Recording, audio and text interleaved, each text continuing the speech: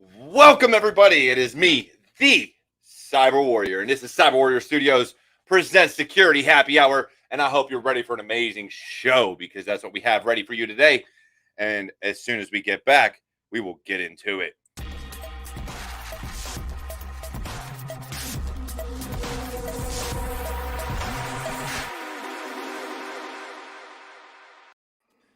And we're back. Look, hey, like I said, it's the Cyber Warrior. This is CyberWarriorStudios. And with me, as always, we have the one, the only Cyber Papa, Eric Bellardo. Eric, how you been doing today, man? Doing amazing. It's been a great week. We've got some great announcements that we're going to tell you guys about towards the end. So stay tuned till the end of this stream, and we're going to have some awesome announcements there. Okay. That's awesome news, man. And joining us today, look, I don't know if any of you have read this man's essays and like 10-page reports on LinkedIn, but Mike Miller has been doing amazing things. He's been helping the community, being a mentor and a guide to so many. So joining us today is the one, the only Mike Miller. Mike, how you doing today, man?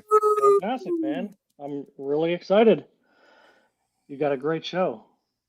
Dude, it is awesome to have you here as always. And you know, the whole premise behind this show, because you were another one that was like, let's just talk cybersecurity. So I had to, make the best of it. J Pro, have you seen the selfies? I see his selfies every day.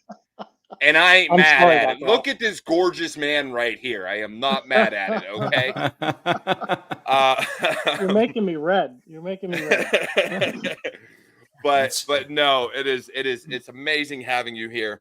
So let's talk a little bit because it wasn't until probably the past, I'd say maybe 3 months, that I really started seeing you blow up on LinkedIn, especially with your posts. And we've joked about your essays and things like that. I think I even commented on one. It was like, look, I got to prepare myself for a 20-minute read if I'm going to read your post. But what got you into, let's start with not necessarily the beginning, but really just kind of what got you into cybersecurity and kind of where you're at now. Like what got you down this pathway? Yeah, absolutely. Honestly, it was I'm just going to say it was pure luck. It was not planned. I was in IT. I did desktop support when I was about 18 or 19 years old. I worked for an ISP. When people were trying to dial up to the internet and having trouble, they would call in and I would read out of a book to try to help them. And from there, I got into systems administration, network administration. Then I started doing network consulting, things like that. And one of my best friends, he's actually the CISO for Sheets. I'm sure you guys a lot of you guys have heard of him. What's his name? Give me that name, please. Jason Reichard. Jason Reichard. I worked for that man. Yep, he is he is a lifelong friend, been best friend since 6th grade. So anyhow. Tell him I said hi. I will. That's good. I'll tell him tonight. But anyhow, he's like, man, why don't you get into security? I'm like, what do you mean? I'm in that. I'm in IT, but I didn't realize there's this whole other world. So I kind of took, I'm going to say about a year off my life. I dove into the books. I dove into YouTube. I racked up some debt on some credit cards that I shouldn't have back then for SANS classes. They were fantastic. Those SANS classes were great. But it was a lot of money. Anyhow, and then I just kind of dove into it. My first gig was in defensive security doing intrusion detection. I worked on a contract with the FAA, grew a passion for the offensive side, and then got into compliance, PCI, things like that.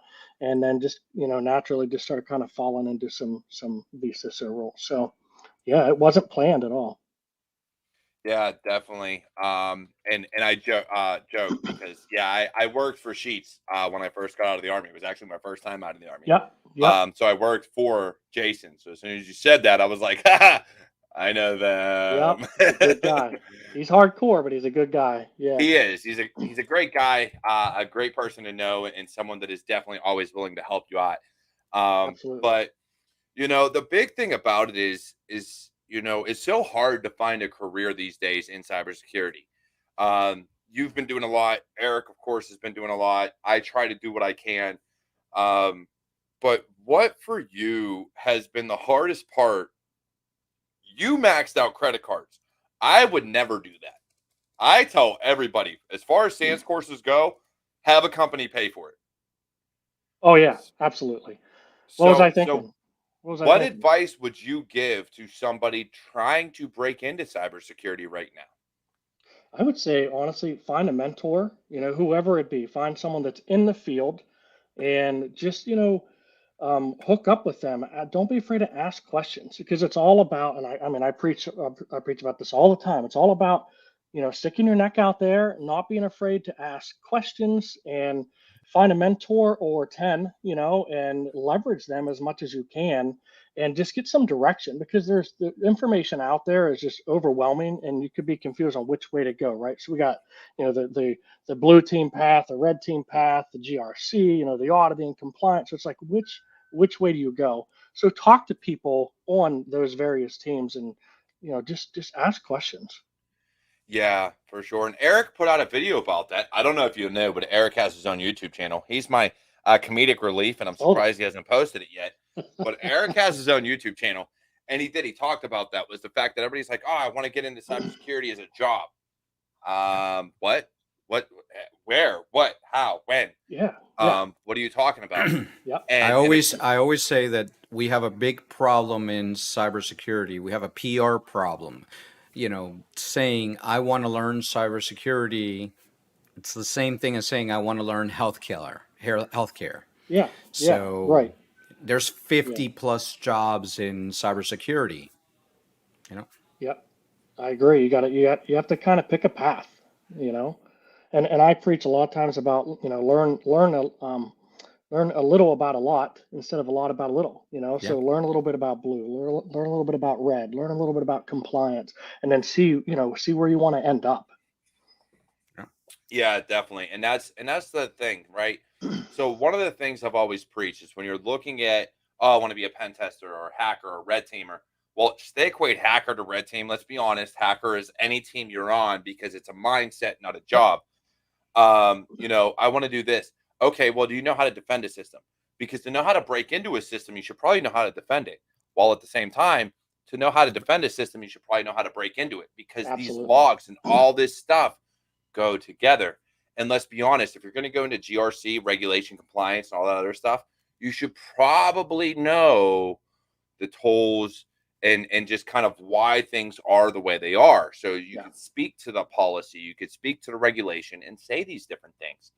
And so I preach a lot of be more of a, I don't want to say generalist, specialize in something, Yep. but it's like you want to go a mile deep on one topic, but you should go a mile wide and an inch deep on Yep. every topic. Yep. That is my S- life story, man. You're exactly right. I'm an expert in nothing, and Yeah. that's the honest to God truth. I'm an expert in absolutely nothing.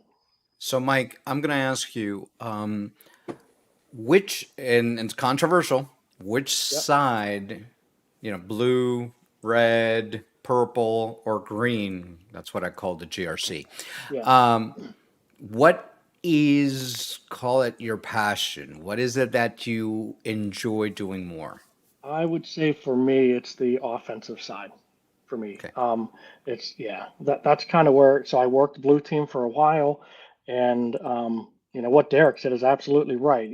To be able to work offense, you have to. If I'm running specific tools and generating packets, well, it helps to have an understanding on what the defense is going to see. What's going to trip their IDS, things like that. But I would say offense is probably, well, definitely where my passion lays. Now, I don't do as much of the offense anymore as I did, because I'm doing other roles now. But that's definitely, I would say where my passion has been. Yeah, so I did my passion was on the blue side. So I Yep. did the Gotcha. and unfortunately, as a senior level now, it's you're not doing the details now, but I miss that. I miss Yeah. being in the security operations, being that EMT of security. Yeah. Yeah. And And one of the big things that I think a lot of people miss and they don't understand is regardless of what job you fill, the only position that truly has all technical work and I will state this, all technical work is a SOC analyst or a SOC engineer, like a SIM engineer. Other than that, a lot of your work has documentation and paperwork. As a pen tester, 60% of your job is writing reports, if not more. Don't think being a hacker and breaking into shit is sexy. Yeah. Because about 30% of that job is sexy. The other 60 to 70% is, all right, let me write a report on how I did this and how you can remediate it. Yeah. And oh, wait, did I leave that out? You have to know how to remediate. Yeah, exactly. Hence, knowing the blue team side. And this is why I say having both sides of the fence is extremely beneficial. Yep. Because when you write that report, if you give a client, hey, this is how I broke in. Yeah. Okay, trash. But exactly. If you say, hey, this is how I broke in. This is how you remediate it. These are the next steps you should take. That's where it's at. Yeah. And the thing is, you have to know how to communicate. Like there's some soft skills there too. You can be the best pen tester, the best blue teamer out there, but if you can't communicate, that's not good. Yep. Although both considered adversarial operations, red teaming does not equal pen testing. Oh my God, the Raven, we can go rounds on that because I completely agree with you. Don't get him started. I can completely agree with you. Hold up. Mike loves the offensive side. So you know what? Mike, take it away. What's your take on that? Because if you don't agree, we're fighting. That's funny. Yeah, I mean, listen, I've been doing pen testing for probably 10 or 15 years. As far as red teaming, it's all about understanding risks, understanding, what, attack vectors, and being able to leverage those, being able to pivot to different things. It's all about understanding what types of things that you can essentially hack, for lack of better terms, and use that as a conduit to get to something else. It's all about, it all comes down to the vulnerabilities, whether they are social engineering, fooling someone into clicking an email, to finding an FTP server that's sitting out there, plain text that hasn't been patched forever. It just comes down to that. But here's something that, it takes years to learn this piece. It's, the good pen testers, when they're doing the report and the read back of it, they tie things to the business. Yes. A CISO, a director of security, they might not care. Well, I found 13 severe or critical or this. How does that affect my business? You're and exactly to be right. a good adversarial, see what I did there, Raven? Adversarial analyst, you have to tie it back. You have to understand the business. You have to understand what are the risks and how do they see that. Mike, what do you think? Yeah, you're exactly right. It does no good to go to a stakeholder and say, hey, we found this CVE, 10 dot whatever, and it's a level 7, it could get or level 10 that, has remote exploit possibilities, and they're going to sit there and go, what are you talking about? When really you could say, well, you know what? If this particular vulnerability is exploited, you're not going to be able to take credit cards that day. And that's talking their language. So you have to be able to break that down and say, this part of your business is going to stop. We can't sell widgets today because this vulnerability is hit. That's what? We can't sell widgets? What are you can't talking sell about? Widgets. Yeah. No, but I love what they say, because this has been my biggest thing. And someone said it earlier, for me, when people are like, oh, I want to be a red teamer. Well, do you know how? Because here's what they don't understand is all of your training, everything you've done for every certification that you've got to up to this point has been pen testing. And what do I mean by that? A pen tester is going to sit there and run Nmap against all 65,535 ports, and they're going to see what's open. A pen tester is going to sit there and run toll after toll after toll.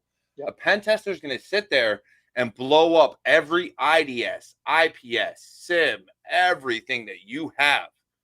But a red teamer is going to minimize it. They're going to look for that weak point. They're going to look for what's available. and they're going to go after you like an adversary would. They're going to be quiet because a red teamer should never be seen. Yeah, you're not going to see a red teamer on the IDS unless they're screwing up. So, That's the point. yeah, I'm and you're going to see hunting vulnerabilities. yeah, and you're going to see I'm hunting weapons. you're going to see pen testing all over alerts and everything else. So, and that's kind of the point, right? Like a pen test absolutely. is you look, let's throw it all. We're going to write a report and see where you were vulnerable. And then and how to remediate it. A red teamer is like, you know what? Bitch, you ain't going to find me today. Motherfucker, Yep. we on. Let's go. I'm going to sit on this server. I'm going to sit on this old NT4 server that's been locked in a closet. I'm going to sit there for 7 months, and you're never going to know it. Yep. And that's the point, right? It's all about, one is adversarial emulation. The other is, hey, where did I fuck up in my security? Like, please let me know, because I patched my shit. Where'd I go wrong? That's what pen testing is. Exactly. Mike Miller. Hey, you're pretty hot, Mike. Just so you know. That's Erica wants to let you know you're pretty hot. that might be my wife. It might be. There's a very good possibility of that. I give it about a 90, 10 chance that's your wife. It better be my wife. That's funny. Oh man. But yeah, it's crazy, because that's really what it comes down to. And again, I go back to a lot of what we talk about, right? A lot about what you talk about in your posts, a lot about what me and Eric talk about. And that's, find your niche, find what you love, find what you're good at, find what you're passionate about. And, Mike, for you, like, let's be honest, you do a lot in your day job. But what I find special about what you do is you guide and mentor people on a daily basis. Daily. I don't go a day now without seeing some sexy selfie from you. All right. I don't go a day now without seeing one. Look, Erica, I'm going to steal them from you, just so you're aware. By the way, the socks and sandals, that was her idea.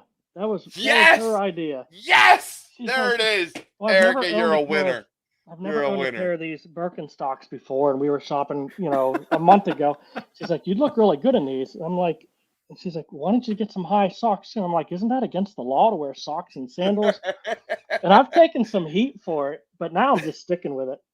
There you go. But yeah, so with everything that you've been doing, what has truly driven you to take more of that mentor side and more of that, you know what? Fuck it. Let me help others. Yeah. So honestly, the truth is, we're not going to be around forever. And, I've been blessed in this field.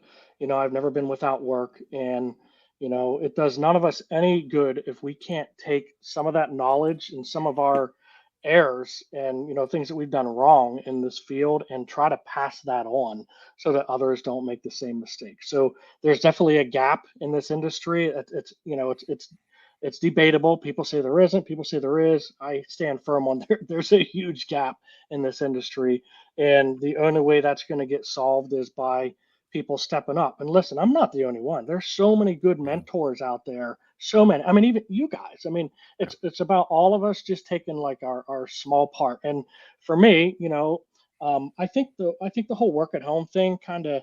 So I'm an extreme extrovert, and so for me, just having that connection with people, because I sit in this room, 90% of my life, and while I'm working. And so for me, it's just that connection. And the awesome thing about LinkedIn, and here I am plugging LinkedIn, is that so many of these people that I talk to on a daily basis or comment or post, like they're almost like household names, now in my house. Like, oh, like I saw, David Meese is here and some other guys that I talk to. And like, it's like they're friends, they're family. We just keep seeing the same people. This community is very small, Exactly. But it's awesome.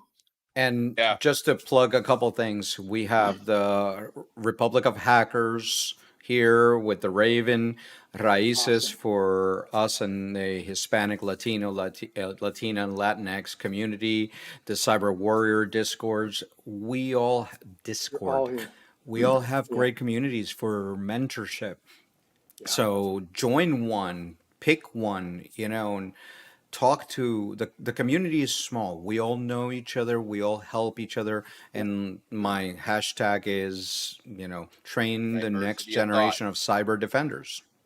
I thought it was diversity of thought. What the That's hell? You another one. changing it on me? That's another one. God. Now it's diversity in action. Oh, now you're changing it again. No, it ain't even that. All right. And wait till the end of this. I'll change it again.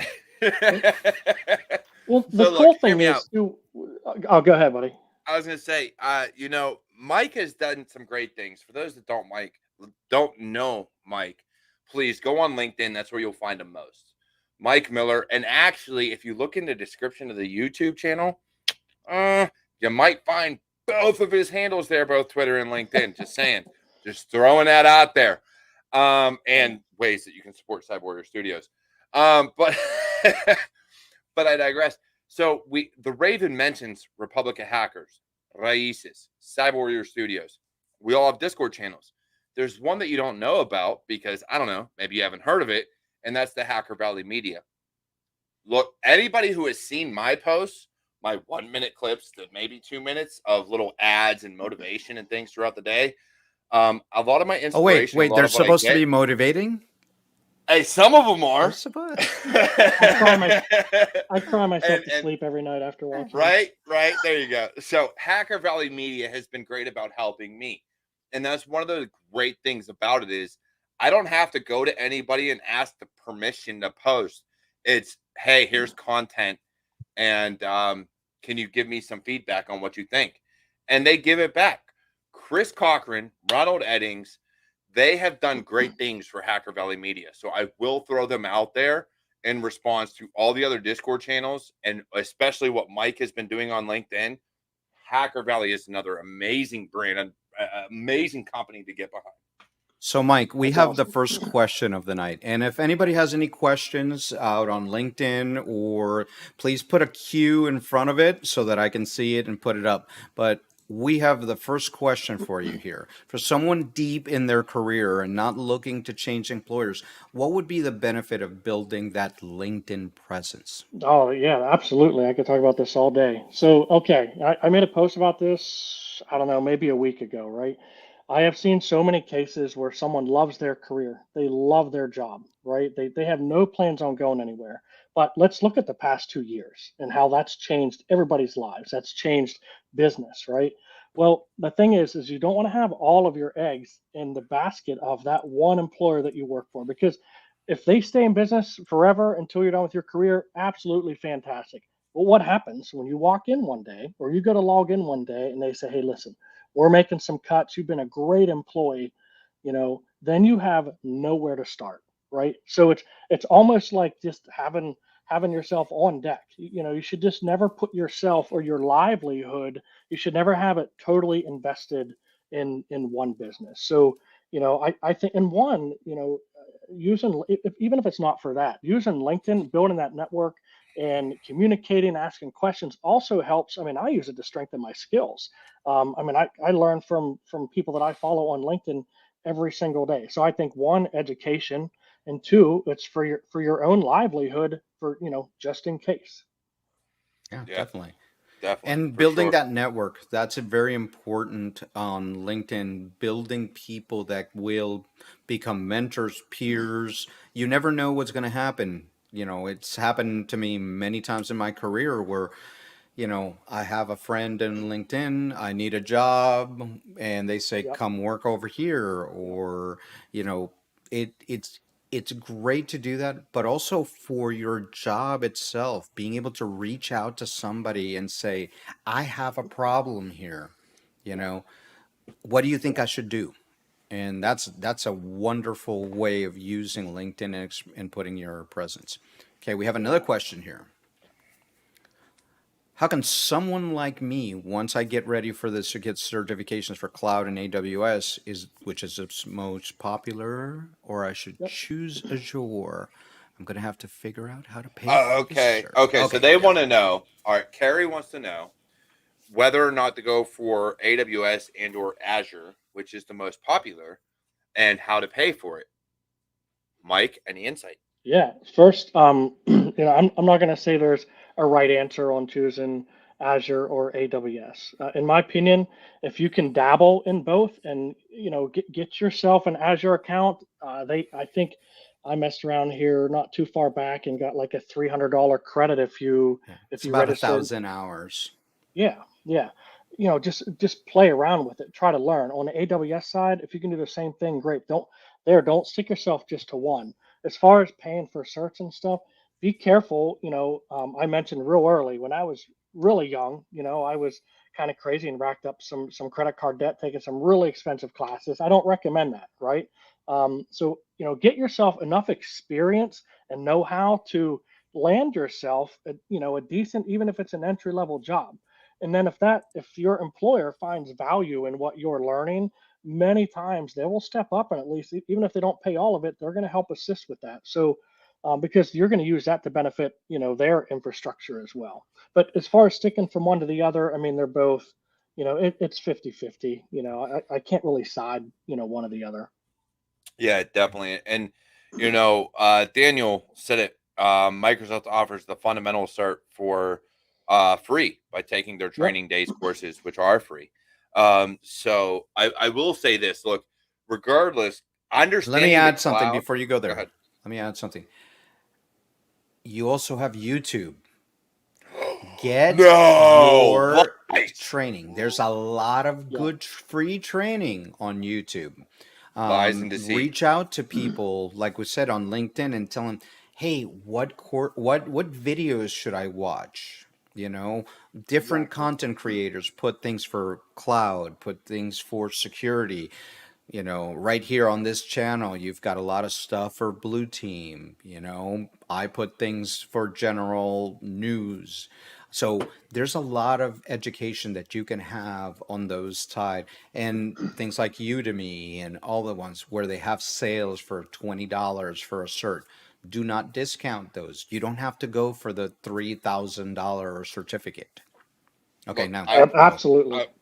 yeah, and I will say this. Look, I know what Mike is talking about. Me and him talked offline a little bit about the certifications that he paid for. Um, Everybody knows my take on it.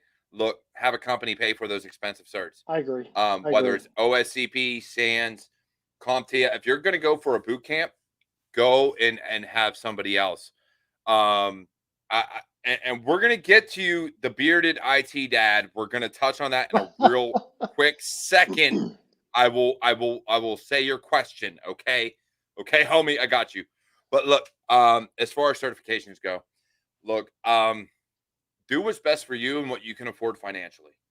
I will never, ever, ever, ever say that a certification or a degree is your way into a job.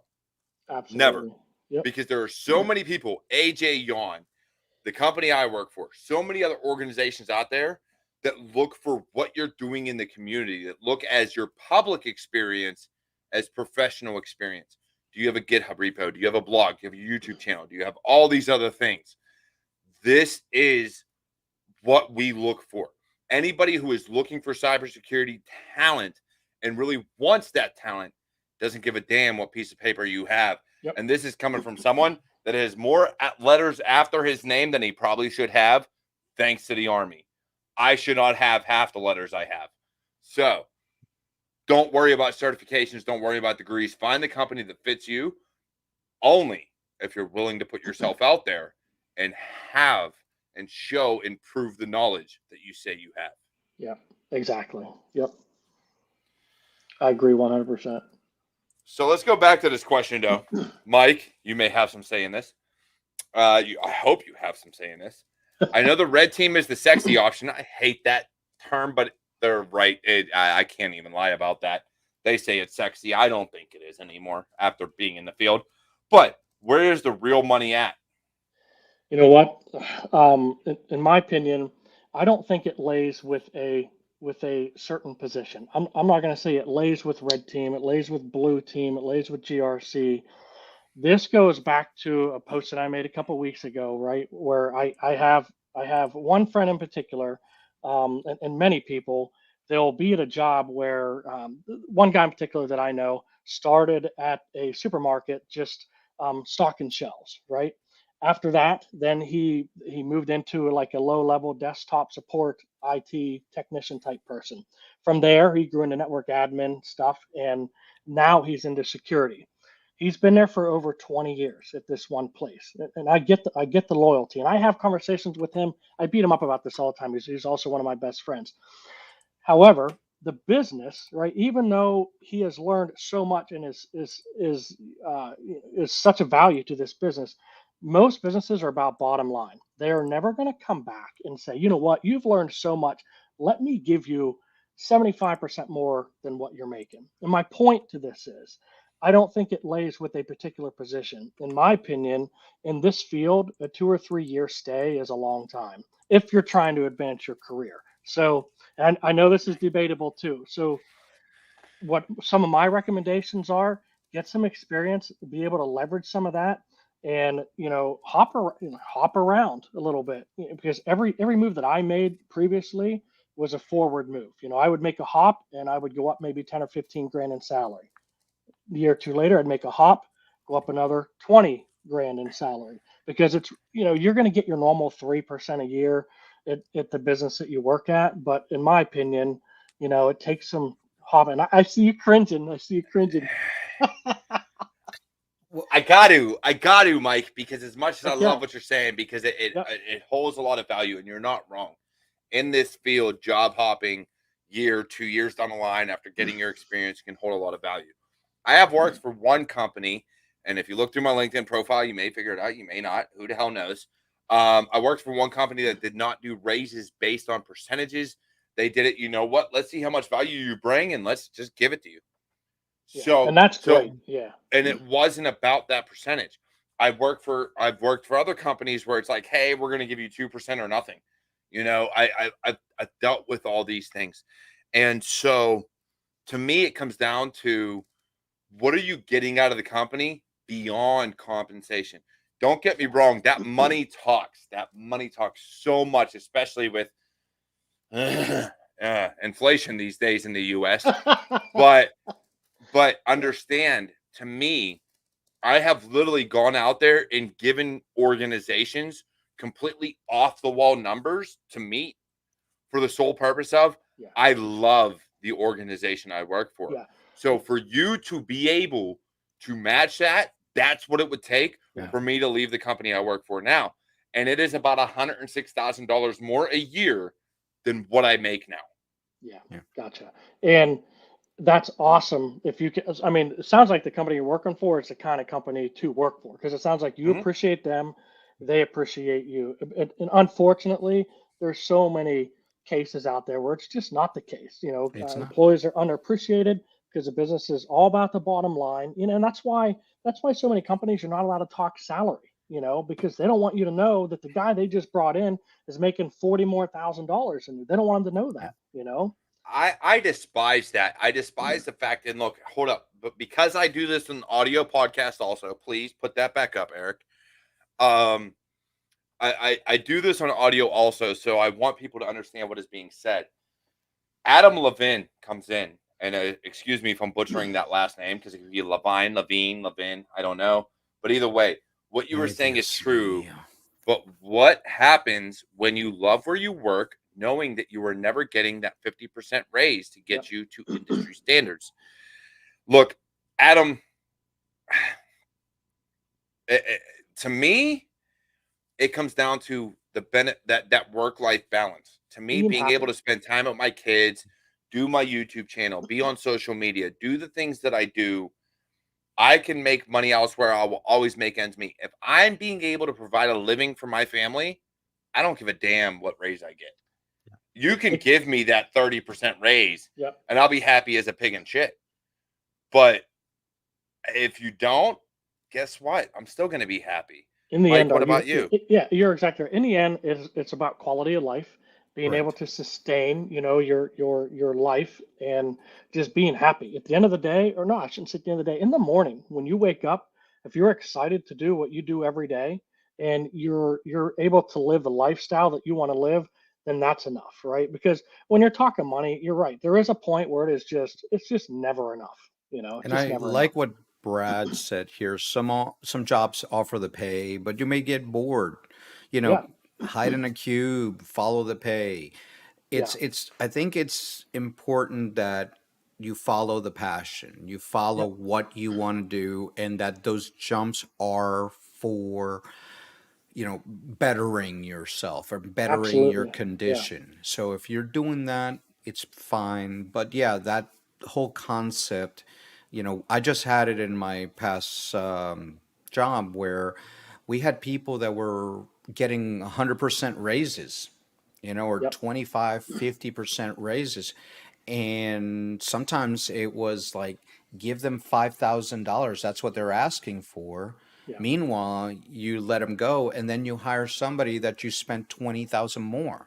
Yep. So Yep. why? And it goes the other way too. You might Yeah. be getting paid so much money, but you hate your job. And at the end of the day, what fun is that? How long can you sustain that? You can't sustain that very long. I started a company years ago called Cyber Protection Group, I think in 2010, and I ran that company in February, actually on Valentine's Day this year. I sold that company. It was acquired. I took a huge salary cut.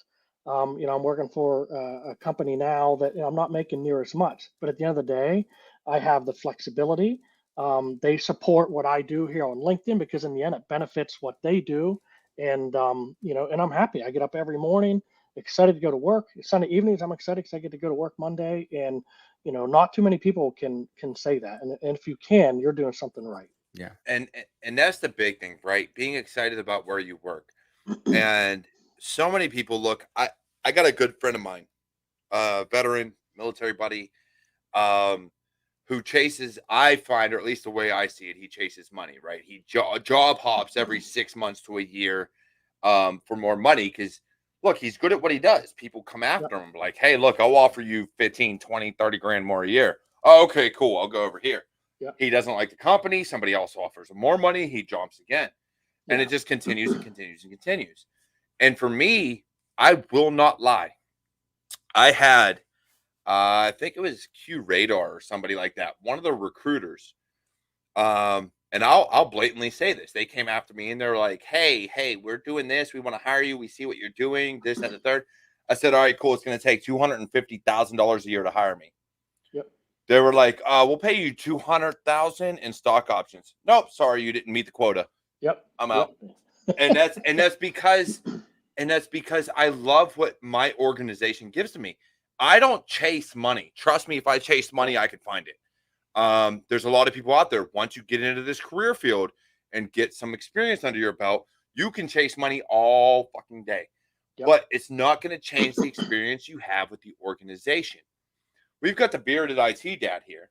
I'm a director of network operations. I know I'm way under industry standards, but my work pays 100% of healthcare and pays 10, whatever that means. I'm sorry. I'm 10%. 10% of my yeah. annual salary into a retirement account. There we go. All right. So that makes more sense. So that is worth being there for. Yeah. And if you're happy with that, that's all that matters.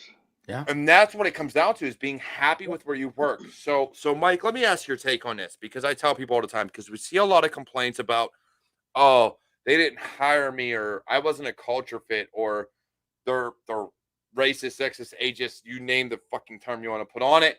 Right. They're against me in some other way, shape, or form. All the time. Yep. And everybody wants to change an organization. I tell people, find the organization that fits you. That who cares what they are? Don't try to change them, because you're not going to change that culture. It's just out of your reach as a single person. Yep. Go find quit bitching, quit complaining, and go find what works for you. Go find a company that is going to fit what you want as an individual person. What's your take on it? I absolutely agree. And so for me, over the years, the companies that I've really liked to work with fall in that range of like 20 employees to 100 employees. That for me has been my niche, right? And the companies that I like. The other people, other people I see, they're chasing the Amazons, the Microsofts, the Googles, and so on. And cultures are different at every company. So you're exactly right, Derek. It's finding what really works for you, understanding the company, even going as far as looking on LinkedIn at the people, if it's a smaller organization, and I've done this, I'll go on LinkedIn, look at the people that work for the organization, look at their profiles, and just try to learn. It's just a little bit of that pen testing recon, that I guess I've done for years.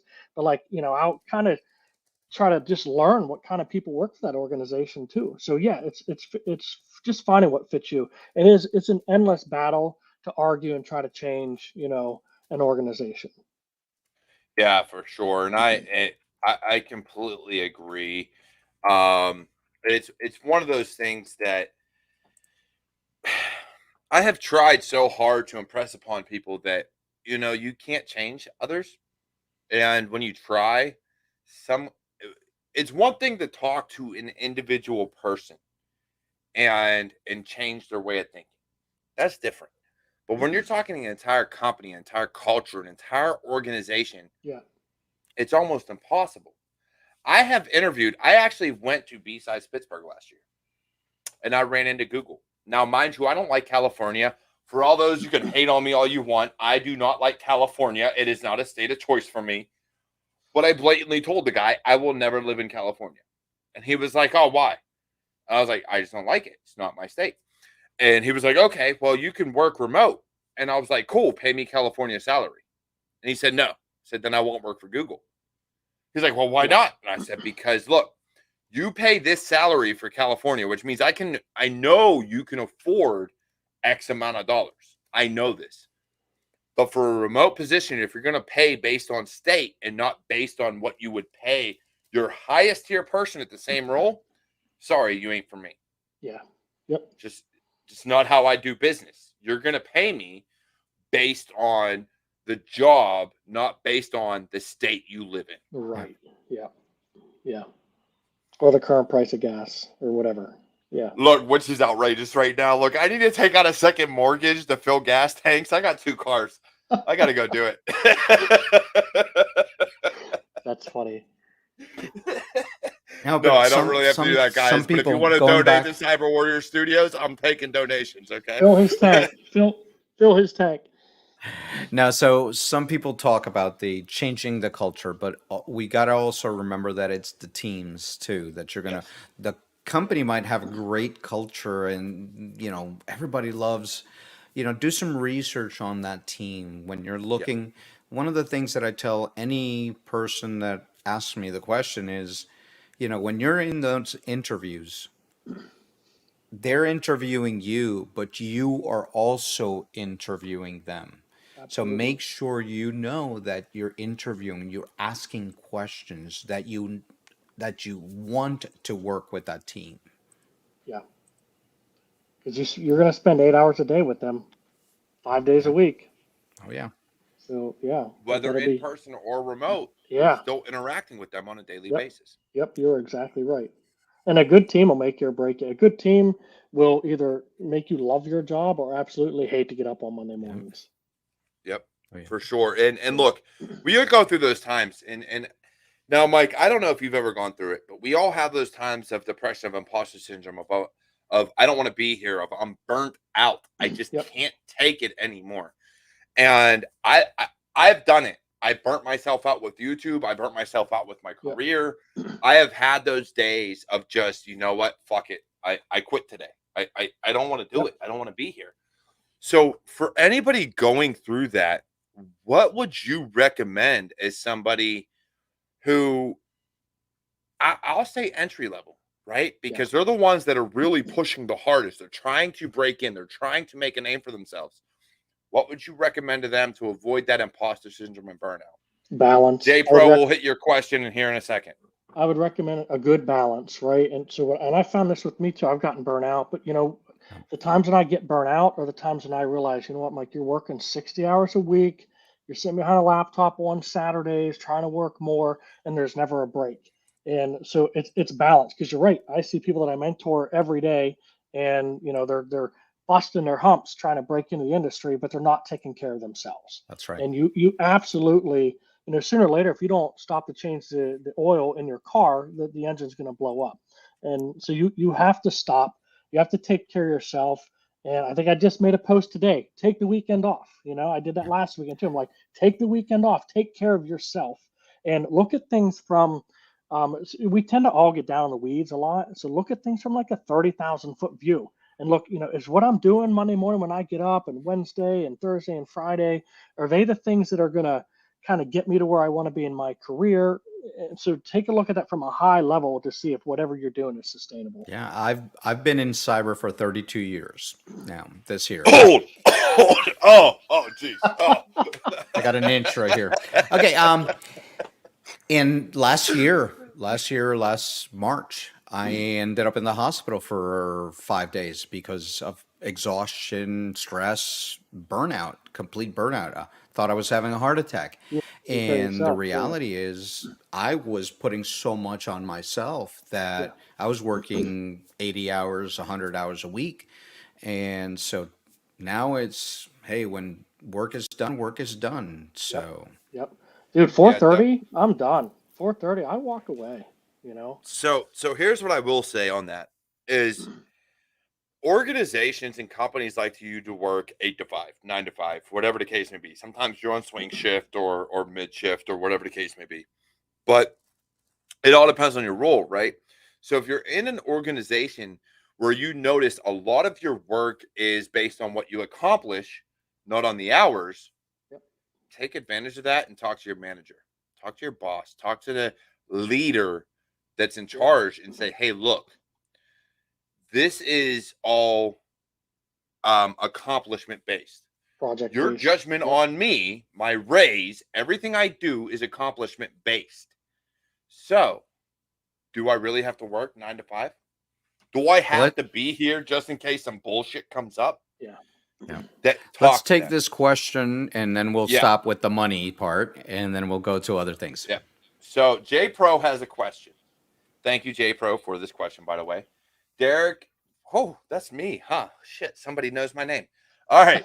Would you recommend a newcomer take that same stance on principle to demand the same salary, or be willing to take the pay cut if we're lucky enough to get a remote position? I think that depends on your life situation. That depends on, one, can you afford that? Are you putting yourself, your family, and your own livelihood at risk? If you can, if it's a position, like Derek could be making a ton more money, but he chooses to do what he wants to do, right? And it's the same thing. Is it a position that you really want? Then it doesn't come down to dollars all the time. Correct. And it's one of those things where, for me, I look at it as, can I afford my bills, to include my house, my mortgage, my electric, my gas, everything else that goes into it, and provide a living. Look, let's not talk about this amazing CyberWarriorStudios logo right here, or the amazing merchandise that I'm wearing, which you can find on CyberWarriorStudios.com/store. We're not going to talk about that. But what we are going to talk about is the fact that, it all comes down to you and what you can afford. If you can afford to make the switch, if you can afford to do these things, then do it. If you can't afford it, then don't. But getting into it, we got Joseph Drayton. Look, for all my audio podcast listeners, it's going to be a long one. Please bear with me. Listening to you all here, giving some valid information and advice. What I see is a lot of barriers and requirements on a lot of entry-level cybersecurity jobs. Do you recommend still applying for the jobs? And what advice do you have in terms of applying for those jobs? Before Eric and or me chimes in, Mike, please, what is your take on this? Because I have my own, and I'm going to go on a rant. So my take is, and for any of those you that follow me, you've seen my messages straight to recruiters and HR. Stop putting out job descriptions that are wish lists, right? Because you're losing so many candidates that could fill that position, but are not applying because you say they have to have a Security Plus certification when really you don't care, right? So post what you actually require for the position, not wish lists. There are so many wish lists out there with job descriptions. And so to answer your question, I absolutely apply, because it comes down to whether, if a position requires a cert that you don't have, or a year more experience than you have, apply for it anyhow, because there might be something on your resume that they really like. And when they meet you in person or virtually, they might love spending an hour with you and realize, I really want to work with this guy 8 hours a day. Yep, definitely. And so here's where I'm going to go on my rant. And I tell everybody, because there's so many women, so many people of color, so many of every nationality, race, creed, religion that are not straight white males that are afraid to apply for positions.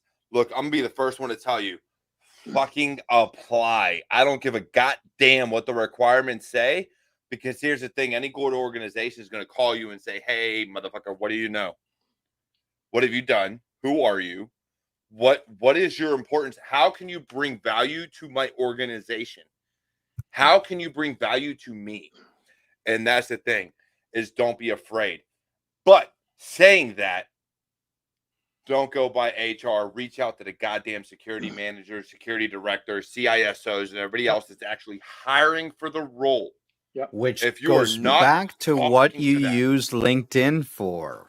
Connecting, building Oh relationships. shit! Let No. them see what you're doing. Let them come to your inbox instead of trying to get to their inbox. And that's what it's all about. Exactly. Exactly. And that's the big thing, right? You know, I tell people all the time, and again, a lot of these people on YouTube right now saw me on infosec.live. If you're not following Simon and infosec.live, he was on my show a few weeks ago. Please make sure you go follow him too. But that's what it was about, right? Make a name for yourself. Quit hiding. Quit hiding who you are. Quit hiding what you can do. Quit hiding everything and come out of the shadows. Quit trying to say, "Oh, I'm anonymous." No, bitch, you're not. You're not. If I really wanted to find you, I could find you. Let's be honest, you're not fucking anonymous. So let's be real with it and say, just come out and say who you are and what you can do, what you're capable of, because then they're going to come to you. Yep, they're going to come to your inbox. Absolutely. Definitely. Yep. So, Mike, on that note, like how I do that transition there. Look, That's for really anybody that doesn't know, I absolutely love just coming off the hip with shit. All right. All this interview is off the hip. So if you don't know me, that's what it is.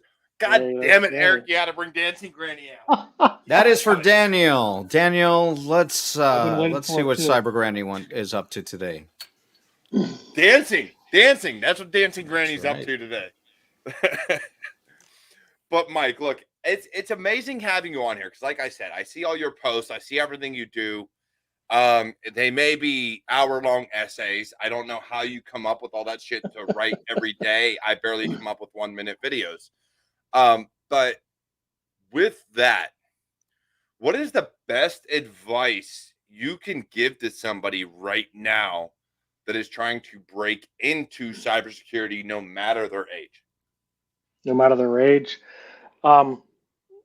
make connections. You know, I know we've talked about LinkedIn a lot, but it's a professional network, and that's where many people in this field sit. Is, you know, they're on there. Make connections, build, like you said, stick yourself out there, get known. Even asking good, you know, so even as far as even producing good content, good questions can be great content. You know, because it leads to great conversation. So, you know, even going to people that you respect in the industry and asking questions, and, you know, in the comments section, that's getting yourself out there. They're going to click your profile. You know, it's little things like that.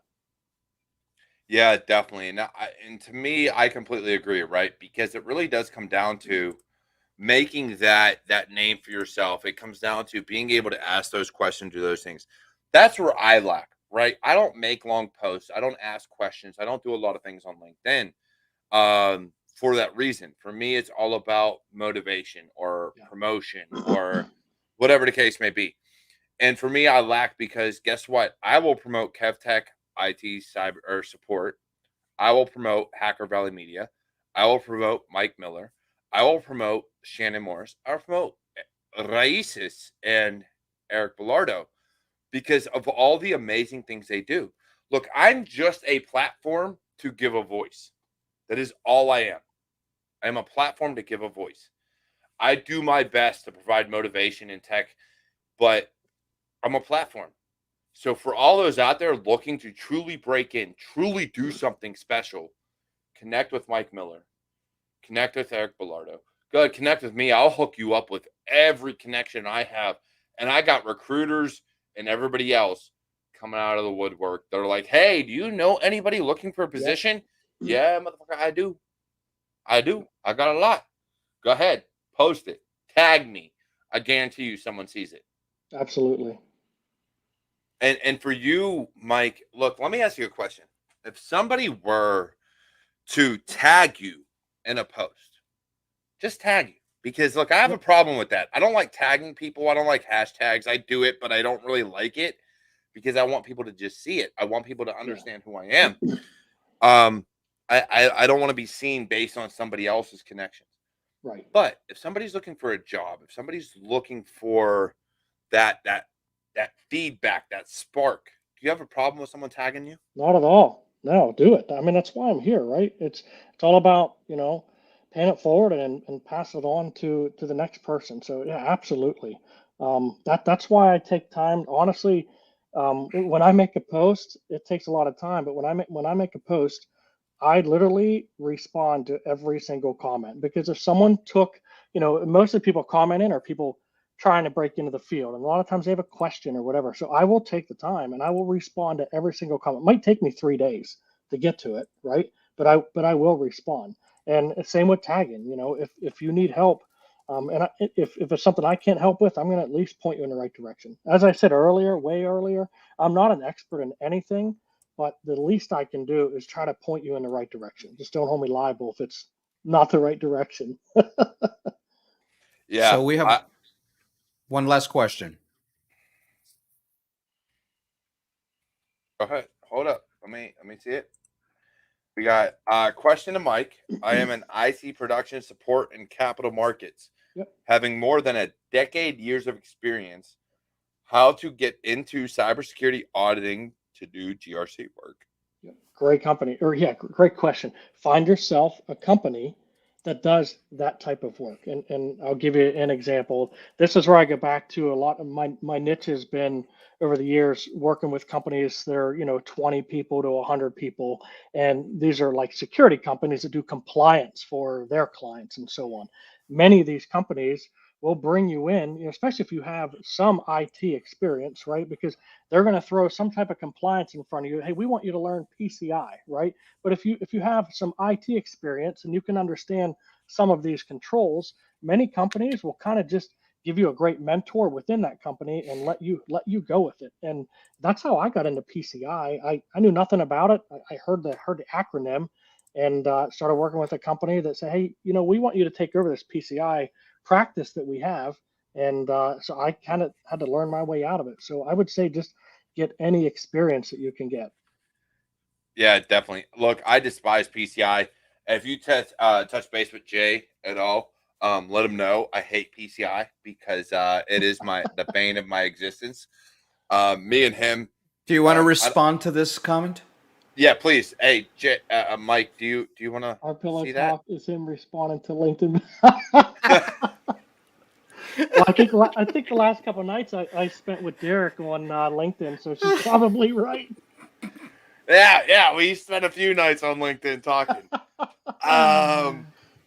But yeah, it's crazy because when you look at cybersecurity, when you look at everything it takes to break in, everybody talks about I need a certification, oh, I need a degree, oh, I need experience. No, the fuck you don't.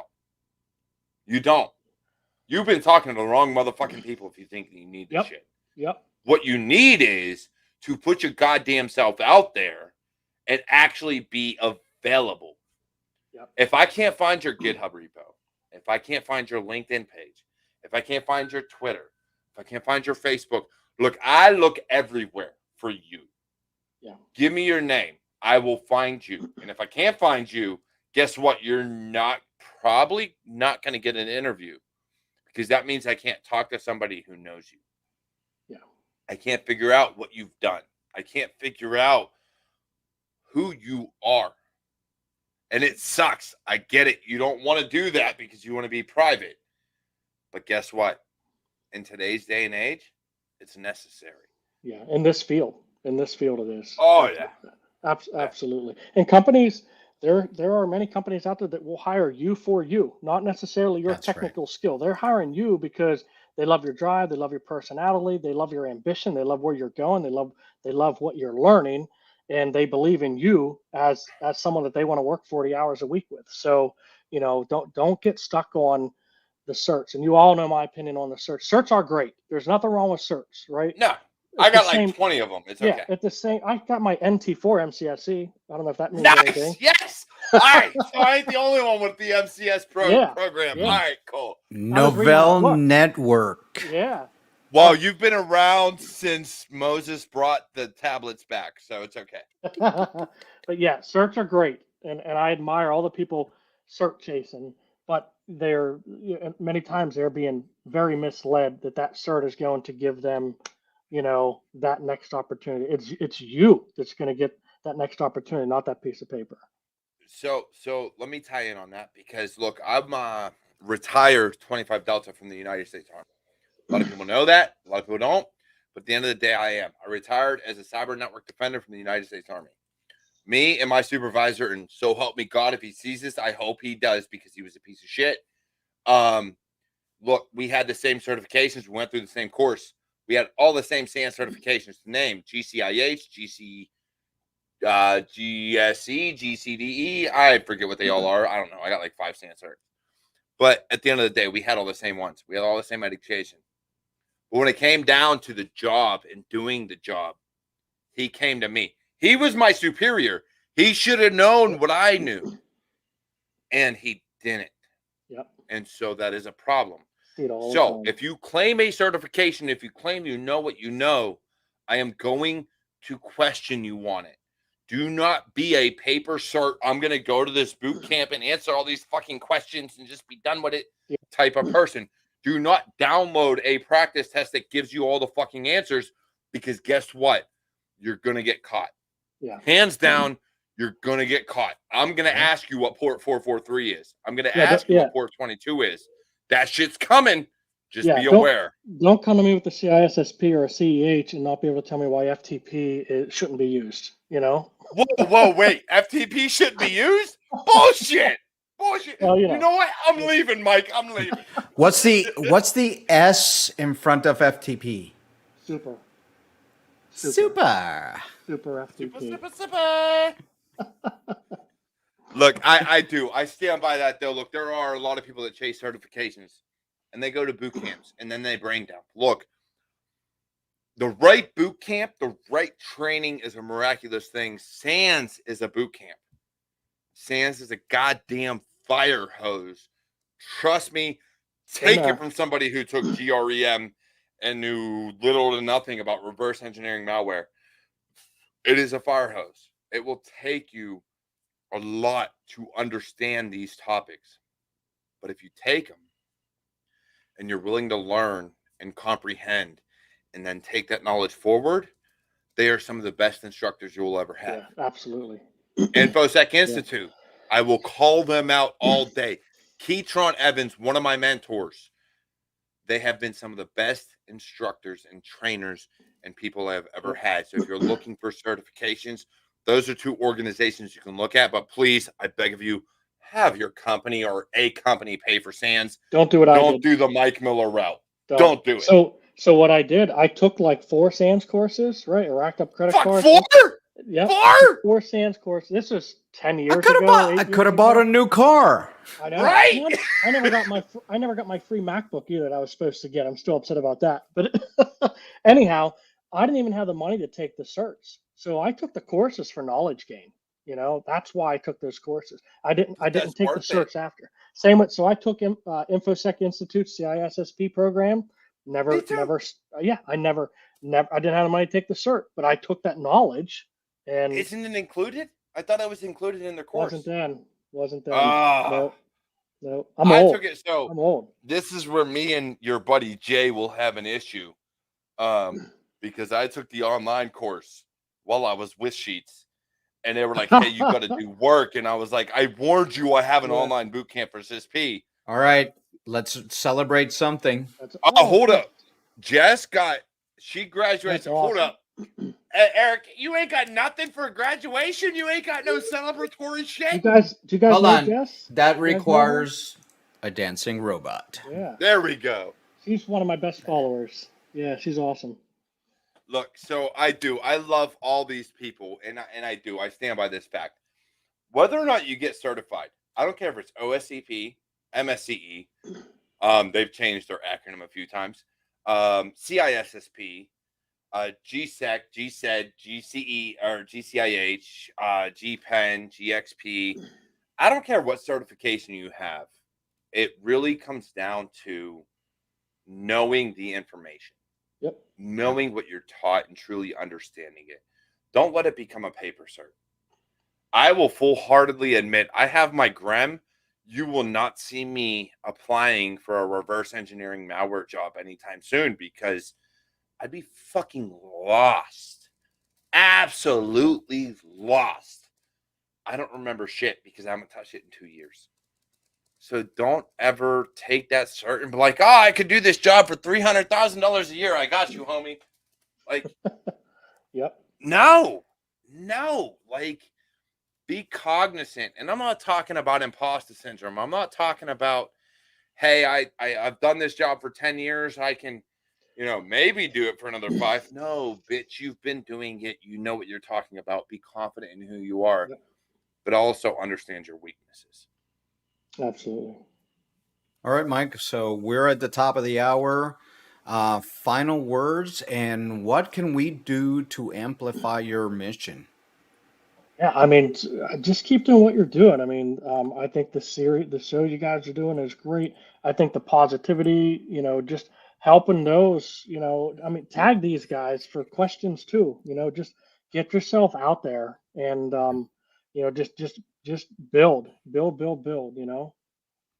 Create those relationships. It is a Well, very small community. You will keep coming across the same people over and over and over. And the other thing too, don't burn bridges. Don't because yes. yeah, because you're going to burn a bridge at one place and then find out that that company bought the company that you're going to be working for later. You Yeah. know, so I'm here to stay, motherfucker. I ain't going nowhere. Don't burn this there bridge. you go. There you go. Well, again, Yeah, from all of us, thank you very much for being you here. guys are Thank you very awesome. much for everything you do. Keep on doing. We love seeing your posts, and I'm hoping I can have you on my show for Anytime. Yeah. another interview. So we'll have that soon. When you finally decide to come back, motherfucker. Well, we've been having a lot of things happening. So number one, today I was made official as a board of advisor for Black Girls Hack. So that's a great organization. So for Black Girls Hack, go join. There also a lot for allyship, and for our foundation, Raices Cyber.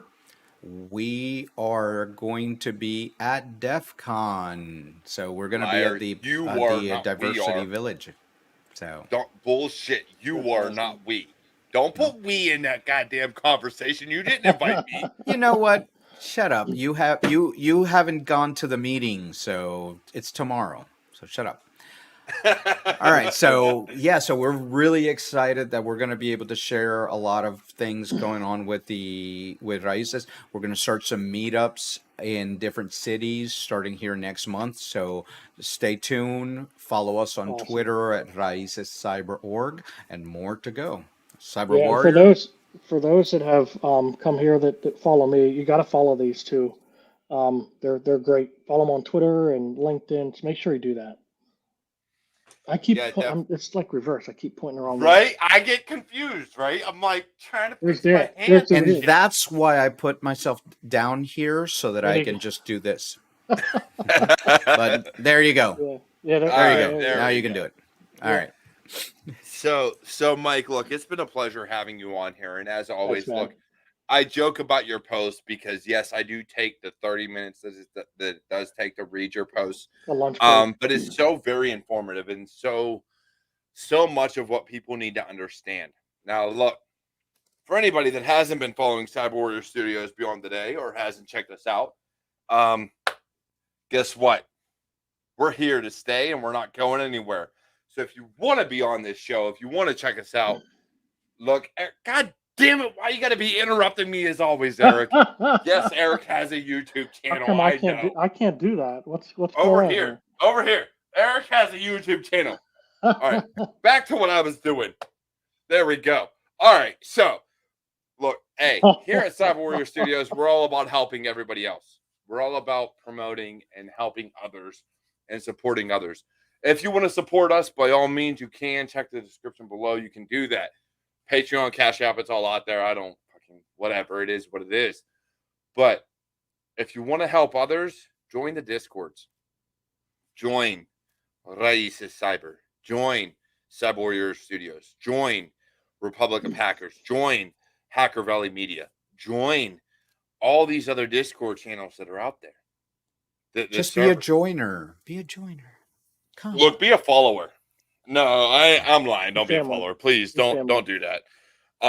Look, but at the end of the day, I love you all. This is Security Happy Hour presented by Cyber Warrior Studios. Hold up, let me fix it. Wait, right there. There we go. Cyber Warrior Studios, if you don't see it. But I am the Cyber Warrior. This is Security Happy Hour. And without further ado, I hope you all have a fantastic weekend and enjoy yourselves. And if you're listening to this on podcast, please check us out live one day, Fridays at 7 p.m. Eastern Time. Take care. Be a mentor. Thanks, be a mentee. I love you all. Mike, I'll see you on LinkedIn. All right, buddy.